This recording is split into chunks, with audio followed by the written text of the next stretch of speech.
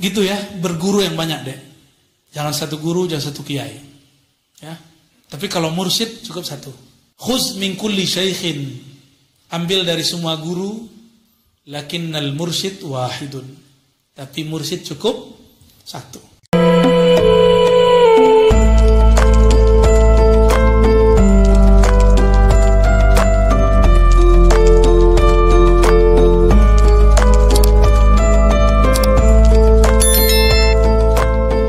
Dalam kelembutan itu ada kekuatan yang azim. Kekuatan yang luar biasa. Kalian tahu orang-orang militer? Polisi, militer sama. Itu kalau mereka keras di kantor, di rumahnya lembek semua itu. Letoy di rumah itu udah ya. Sama istrinya yang tidak sekuat dia. Emang begitu. Kuat badannya, kuat gertakannya, emosinya. Di rumah takluk. Rata itu 90%. Kan yang ngomong kawan saya sendiri yang anggota ya. Kok bisa begitu? Ya begitulah adanya.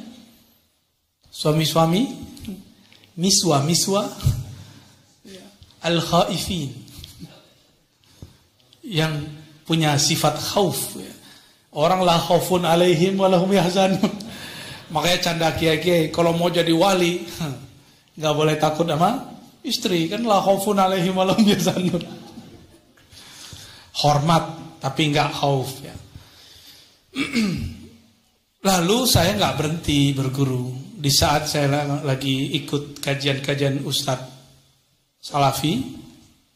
Jadi saya dulu berguru ke Ustadz Salafi tamatan Al-Azhar Mesir. Ini kan lucu.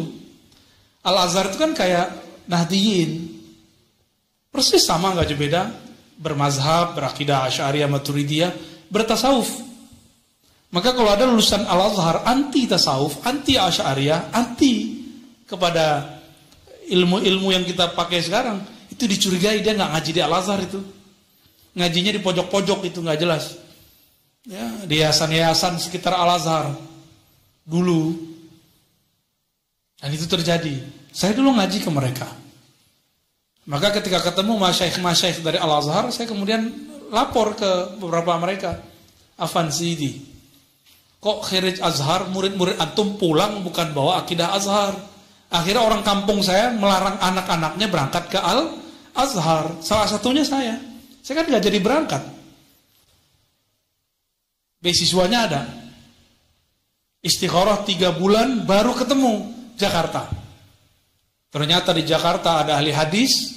Di Jakarta ada ulama setiap minggu datang. Minggu ini ulama ini datang, minggu besok. Dan itu saya ambil kesempatannya. Lebih sering ketemu ulama saya daripada kawan-kawan di sana. Alhamdulillah. Kawan saya pulang-pulang bisa bahasa Jawa. Orang Padang bisa bahasa Jawa. Bisa bahasa Bugis. Saya tanya, kamu kursus di mana? Di Kairo. Cakep tuh ya. Inna fi dzalika laayatin lil alimin. Dia ngamalin ayat itu kayaknya. Surat Rum. Sesungguhnya dalam perbedaan bahasa dan warna ada tanda-tanda bagi orang yang alim. Dia alim banyak bahasa.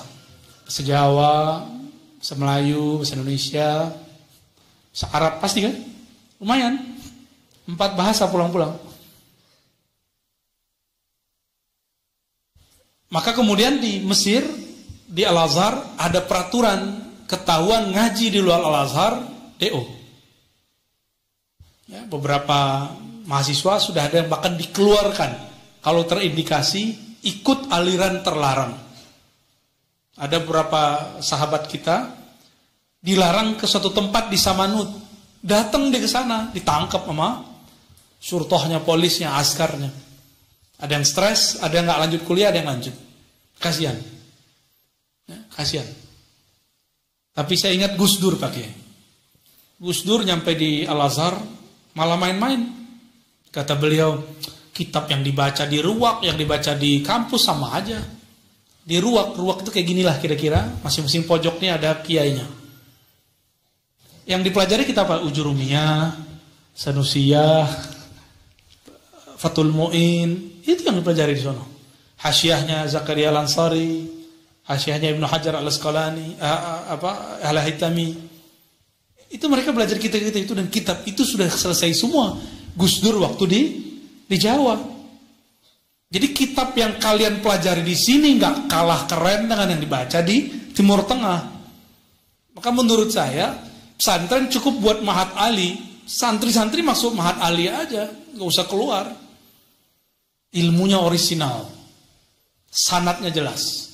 Cuma kan santri orangnya nggak puas ya, alasannya ikut Imam Syafi'i pindah kota. Ya jalan-jalan, ya nggak apa-apa juga sih.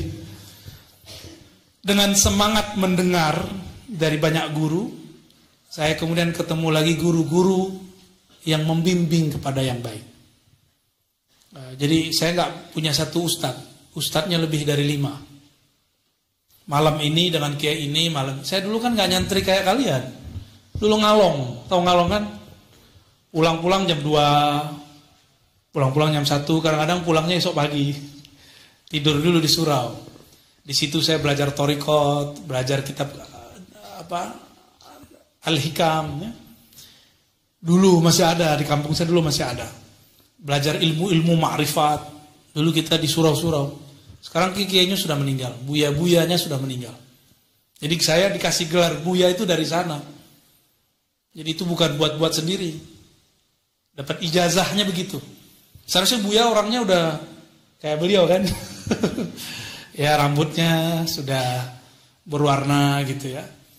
Berjenggotnya sudah separuhnya putih, separuhnya hitam. Seharusnya kan begitu. Tapi kalau di tempat saya enggak. Orang dapat ijazah boleh dipanggil buya, syekh, mursyid. Ternyata manhajnya sama dengan Pak Kiai. Kalau murid sudah mandiri dan dibutuhkan, maka diberikan ijazah. Begitu. Beda dengan di Jawa Barat ya. Di Jawa Barat agak ketat sedikit. Baik. Jadi berguru yang banyak, jangan punya satu guru. Al-isnad minad din, berguru bersanad bagian dari agama. Semakin banyak guru, semakin banyak yang menghubungkan kita kepada Rasulullah SAW. Ya, jadi guru saya banyak dulu. Dari banyak guru inilah kemudian berkecamuk di sini, lalu saya sujud kepada Allah. Ya Allah, aku sudah stres. Ustadz ini beda dengan ustadz ini. Ustadz fulan beda dengan ustadz fulan. Saling jelek menjelekkan. Bahkan dibuat ijtima antara beberapa ustadz. Si ustadz yang A ngomong, kalau dia ada saya nggak datang. Itu bikin saya stres melihat kok orang Islam begitu ya. Mursyid anti dengan mursyid yang lain. Kiai buya menyerang buya yang lain. Saya doa, ya Allah pertemukan aku dengan orang yang mempertemukan aku dengan hadis-hadis Nabi. Udah itu aja. Tiba-tiba dalam 3 bulan, yang tadinya mau berangkat, udah mau berangkat itu ke Mesir. Dananya sudah ada semua. Bukan berarti Mesir jelek, enggak. Tapi mungkin itu baik untuk teman saya, enggak baik untuk saya. Karena masih labil. Anak-anak NU kalau ke Kairo kan tambah bagus aswajanya. Jadi kuburiyun alfa marrah ya. Kubur aja tuh, kubur Ibnu Athaillah, kubur Imam Syafi'i, kubur Sayyidina Al-Husain. Jadi kalau ada orang NU ke Kairo, panen dia tiap hari ya. Panen kuburan. Saya ini nggak senang ziarah kubur dulu, baru senang ziarah kubur setelah bertorikoh yang serius. Baru ngerti, dulu itu kita gaya. Kubur nih 100 meter, kita nggak ziarah, cuma kita ziarah dari sini saja. Gaya bener Pak Kiai. Kayak kasyaf aja kan. Kita ziarah dari sini, merem sebentar, Al-Fatihah. Gaya. Kayak beneran aja ya. Gitu ya, berguru yang banyak deh. Jangan satu guru, jangan satu kiai. Ya. Tapi kalau mursyid cukup satu. Selesai tarbiyah dengan beliau, kalau sudah diijazahkan mau nambah lagi boleh tambah yang lain.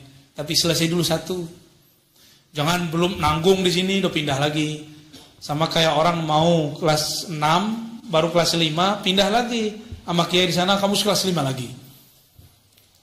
Mau selesai pindah lagi. Akhirnya cerita kemana-mana, saya banyak torikot tapi nggak ada satupun yang selesai. Saya banyak kiai tapi nggak ada satupun yang mateng. Nah itu nggak baik. Khuz min kulli syaikhin, ambil dari semua guru, lakinnal mursyid wahidun, tapi mursyid cukup satu. Biar kalau zikir fokusnya satu. Ya. Yang kedua tadi apa? Udah ke bawah airnya. Udah dapat. Ya, khalas. Terima kasih atas jawabannya Buya. Sudah puas Mas Fikri? Silakan satu pertanyaan lagi tadi di belakang ada. Bisa maju ke depan dulu.